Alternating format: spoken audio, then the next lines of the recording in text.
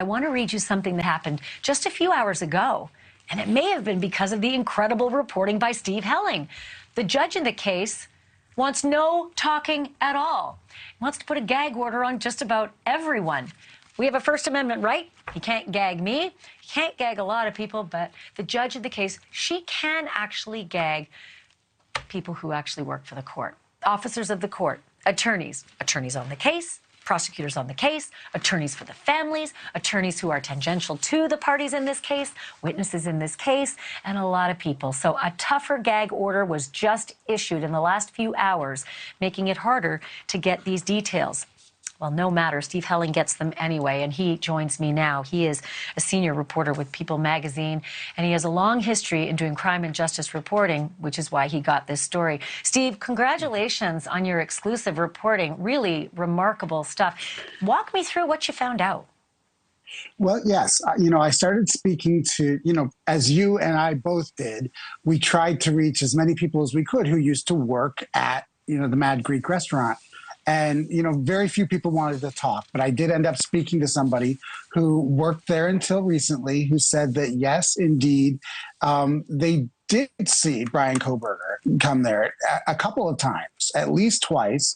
And the only reason why he stood out was not because he was being creepy, not because he was doing anything weird, but he's such a strict vegan that he was requiring that he wanted to make sure that all of his food had not come in contact with animal products. So that's why he stood out, because he had a special request with his order. And yes, he was there. We don't know who waited on him. We don't know if that's where he met, a couple of the victims, but we know that he at least went there to eat a couple of times. And we know that Maddie and Xana Kernodle and Mogen were both servers at that restaurant. We can also say this, Steve's work is particularly good because many of the folks who work at the Mad Greek restaurant have met together and agreed as a unit not to speak to the press. They've also been asked by the police not to speak to the press. So the person that you spoke with was somebody who is just outside of that circle, who had just worked there and clearly still had this intelligence, but wasn't sort of bound by that that codified agreement that they all had together. But here's what's interesting. I think it was an aunt or an uncle or maybe a couple of aunts of Bryan Kohberger who said many weeks ago that one of the strange personality traits that their nephew had was that he did not want to eat out of any pots that had once been used to even cook meat. So he had that tendency in the family in Pennsylvania that his vegan diet was so strict, he had to have new pots. They bought new pots and pans if he was going to be coming for dinner. So this kind of is in line with what this employee was telling you.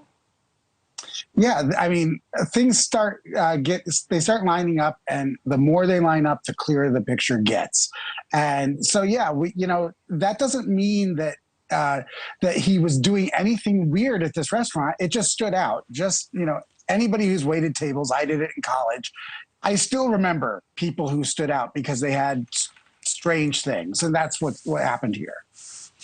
So I want to ask you about the messaging in just a moment, but I'm looking at your piece, and I'm actually looking at the Reddit account at the same time that allegedly belongs to Bryan Kohberger. If you do a lot of the side-by-side comparison, one of the Reddit accounts called Inside Looking, many have pointed to the fact that this appears to be Bryan Kohberger, and the person who goes under the handle Inside Looking insisted that M+X were the killer's targets. That would be Maddie and Xana, who both worked at the Mad Greek restaurant. So once again, the pieces start to line up. Back to the Mad Greek, what was it that he was ordering there? Because you never know. There could be a small detail that speaks volumes. He was a vegan, and they are one of very few restaurants in the area that serve vegan food.